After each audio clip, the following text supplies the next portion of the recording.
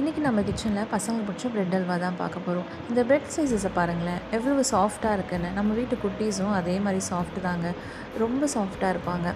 ஆனால் அதே சமயத்தில் அவங்க ரொம்ப சென்சிட்டிவும் கூட.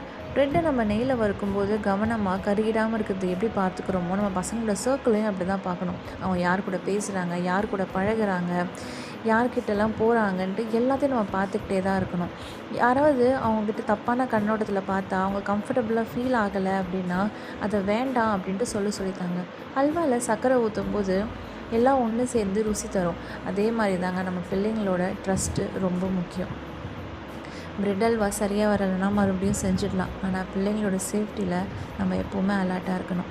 இன்றைக்கி இந்த ஸ்வீட்டை உங்கள் கிட்ஸுக்கு கொடுக்கும்போது அவங்கக்கிட்ட மனசு விட்டு பேசுங்க.